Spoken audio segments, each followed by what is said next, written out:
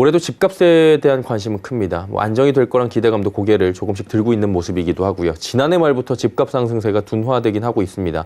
거래량 감소가 그리고 눈에 띄고 있는 상황이죠. 최근 시장에서는 집값은 떨어지지 않을 것이라는 믿음도 흔들리는 분위기가 엿보이기도 하는데요. 부동산부의 이지영 기자와 함께 살펴보도록 하겠습니다. 나와 있습니까? 네, 안녕하세요. 최근 주택 거래가 이 기자 완전히 얼어붙는 모습인데 어떤 상황인지 좀 짚어주시죠. 네, 국토교통부에 따르면 지난해 11월 전국 주택 매매량은 약 67,159건이었는데요. 한 해 전과 비교하면 42.5%나 감소한 겁니다. 주택 매매량은 작년 3월부터 꾸준히 줄어왔는데요. 주택 유형별로 살펴보면 특히 아파트 거래량이 확연히 줄어든 모습입니다. 국토부 집계가 나온 11월을 기준으로 1년 새 54.1%나 거래량이 줄었습니다. 특히 서울 지역 아파트 거래 절벽 현상은 역대급이란 분석이 나오는데요. 상대적으로 중저가 아파트가 많은 도봉, 강북, 노원 지역의 거래량이 눈에 띄게 감소했습니다. 도봉구의 지난해 거래량은 한 해 전과 비교해 58.4% 급감했고 강북구 57.5%, 노원구 56% 줄었습니다. 뿐만 아니라 송파구, 강동구, 강서구, 은평구 등도 같은 기간 거래량이 반토막 났습니다.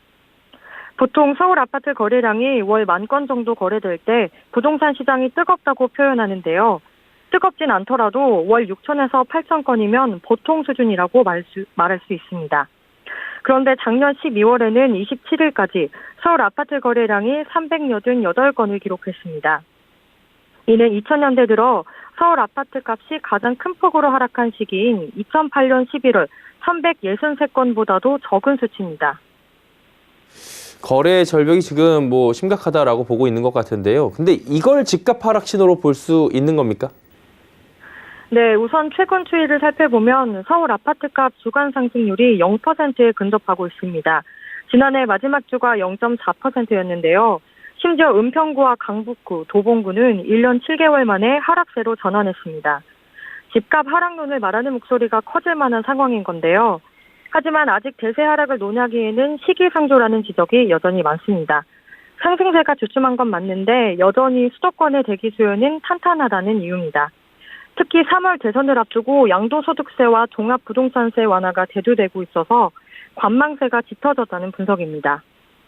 여기에 올해도 집값이 크게 오를 거라는 예측도 만만치 않은데요. 공급 부족 문제가 여전히 해결되지 않았고 이번 대선에서 쏟아지고 있는 공급 확대 공약이 오히려 개발 호재로 작용할 수 있다는 겁니다.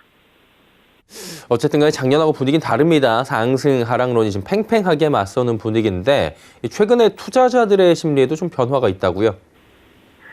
네, 부동산 앱 직방에서 앱 사용자를 대상으로 올해 주택 매매와 전월세 가격을 어떻게 예상하는지 설문조사를 진행했는데요.